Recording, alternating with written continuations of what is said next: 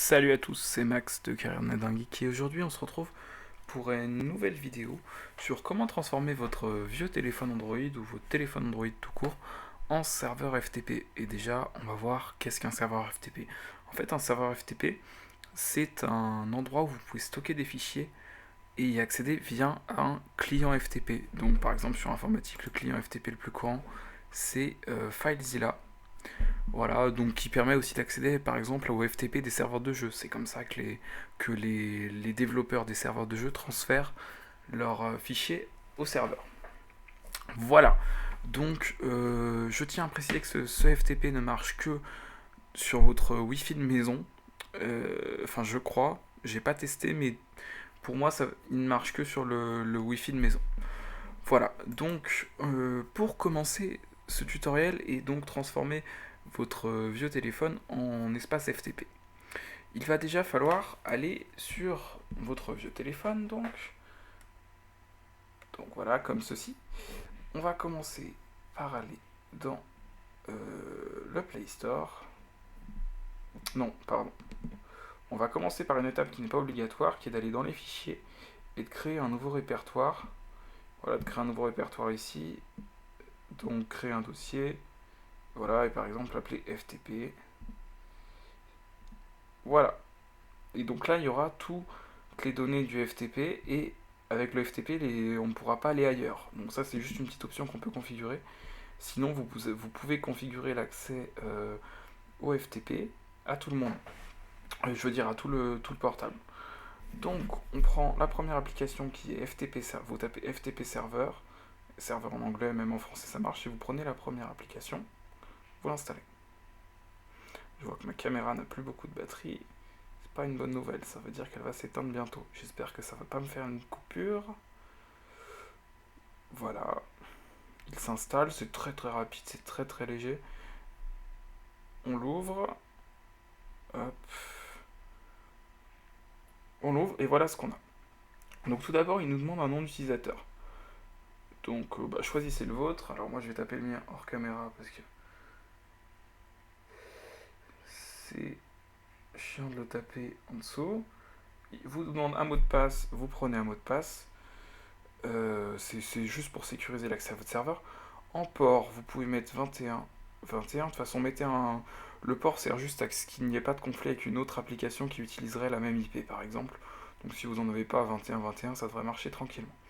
Launch at Android Startup, c'est pour s'il doit démarrer tout seul quand vous démarrez votre téléphone, donc autant cocher oui. Défaut directory, c'est pour choisir donc votre dossier par défaut, donc au lieu d'autoriser tout le portable, ils vont vous autoriser un seul dossier. Alors je crois que c'est MNT, SD card et FTP. Voilà. Donc pour accéder juste au dossier qui s'appelle FTP sur la carte SD. Wake up on command, vous touchez pas. En fait, c'est juste pour savoir si il doit se mettre en mode veille quand il se passe rien. Donc autant laisser comme ça. Vous pouvez le mettre toujours réveillé si vous voulez.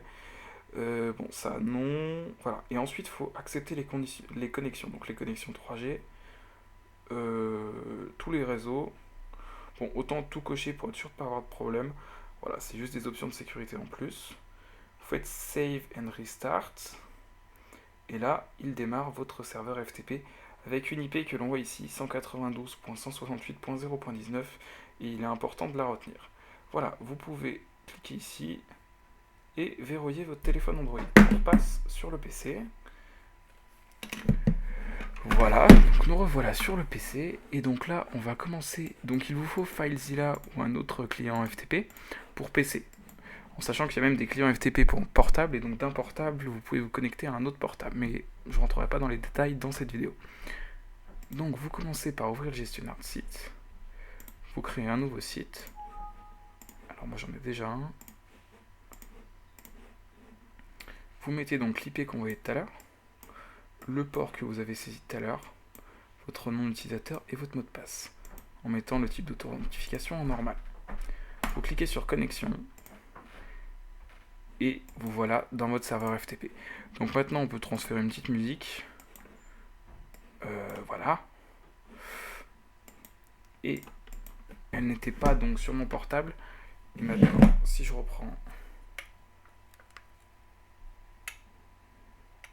la caméra, que je vais dans mes fichiers FTP, et voilà, on voit la musique, je peux la démarrer. Voilà, vous devez l'entendre. Bref, ce n'est pas l'objet de la vidéo. Et voilà, c'est fini, vous avez accès, vous pouvez donc transférer des fichiers sans câble USB, donc c'est via un FTP qui est votre propre FTP, qui passe donc sur votre réseau Wi-Fi. Attention, quand vous transférez des fichiers très très volumineux, votre ping augmente énormément, votre connexion baisse énormément. C'est un peu l'inconvénient de ce système. J'ai essayé juste pour essayer, parce que de télécharger un film de presque 2 gigas, il m'a fallu à peu près 30 minutes et mon ping était à 130 ms alors que d'habitude il est à 35 ms. Donc voilà, ça diminue considérablement votre connexion internet. Mais moi, ça m'est utile quand je veux transférer par exemple un point APK, une application que j'ai téléchargée sur mon PC. Je fais comme ça et je l'ai direct sur mon portable. En plus, c'est un vieux portable qui ne sert plus à rien, donc autant qu'il serve de serveur FTP. Juste pour vous prouver, là, je suis en train de créer un dossier sur le portable que je vais appeler test. Et on voit que si on fait actualiser, on a le dossier test et on peut donc y mettre les musiques. Et voilà, et vous y aurez accès partout dès que vous avez un client FTP. Et donc ça peut même se télécharger, il y a des applications sur portable. Voilà, salut à tous, c'était Max, merci d'avoir regardé ce tutoriel, j'espère qu'il vous a été utile. Et voilà, dites-moi ce que vous en pensez dans les commentaires, si vous avez des soucis, etc. Allez, salut à tous.